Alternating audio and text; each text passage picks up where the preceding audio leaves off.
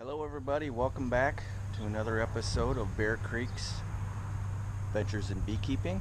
My name is Kevin McMahon. Just got a quick little video today on a project that I'm working on, or that I'm just finished. Got a little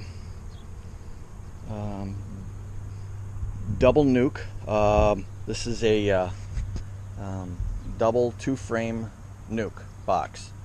To be honest with you, I built, if you remember, quite a while back, I built 7 two-frame nuke boxes,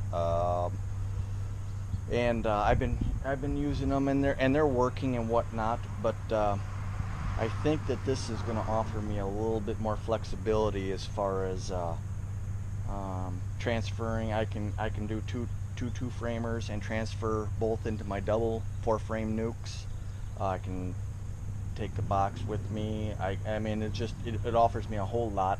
Not to mention that the base is a little bit more stable because it's essentially using a 5-frame nuke box, and then I can also, the feeders that I had built were essentially this size right here, and that height actually, I had some problems in the wind, to be honest with you.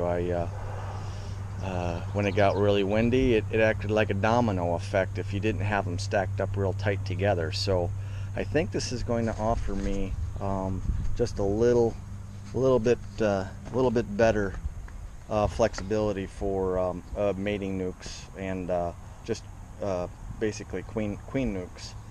So also, if you notice, I got my Bear Creek insignia on my boxes now, so that I'm marking all my boxes with my Bear Creek insignia, and just adds another level, I guess.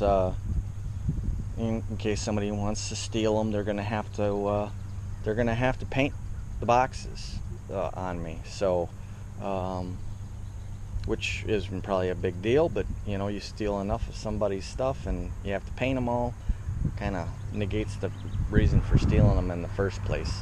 So this is what I came up with. Anyways, let's take a quick look. I'm gonna put aluminum on the top. I just haven't gotten to that part yet. But this is just the second box, and as you can see, I've got holes drilled in my inner covers, and that's for feeding with my pint jars, and that should fit just fine with my pint jars. So we'll take this off, and you can see that that's how that works. And I put 3/8 inch spacers on that to give them a little B space on top, because there really isn't much space up here. So this is what the nuke actually looks like. I dadoed a middle board in, a 3/4 inch middle board, and it offers me a little bit more space. I think the inside of those other ones were 3 1/4 inches, and this one is right at 3 5/8 space. And as you can see, it gives me plenty of space to reach in, grab a frame, move it over, whatever you need to do. And I can actually remove this, but unfortunately, because I dadoed it, I have a little gap right here, so I can't use this one as a 5-framer for later. But if I don't dado this so deep, I can probably figure something out that I can just slide something in and out of there, and it won't be so intrusive.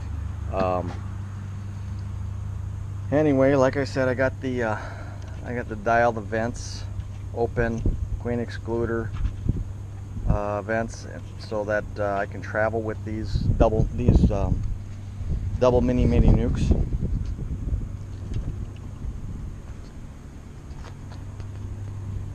And like I said, if you wanted to pull the center out, you can close one of these off and put it on vent, or just close it off and just use the one side. So it's got a lot of good uses to it. And like I said, you know, if I only want to use one side, well, then I just use one side. So that's my little design for the day. It took me damn near all day to build this thing, just because I was kind of thinking my way through it. But afterwards, these should be easier to make. But I think I'm gonna like this a little bit more than just the 2-frame standalone mating nukes. I don't like the queen castles, the four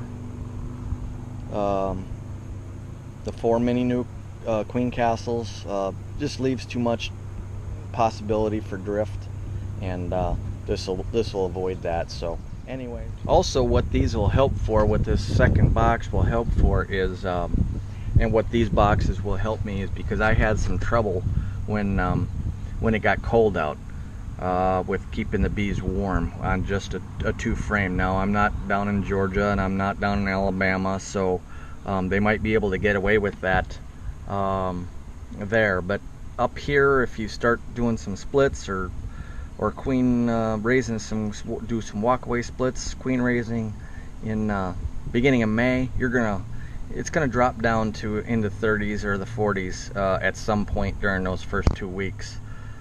So this should help with that, and it should also keep, this box will keep my pint jars a little bit warmer during those colder nights, so that the jars don't get so cold, and the bees stop feeding when the jars get too cold.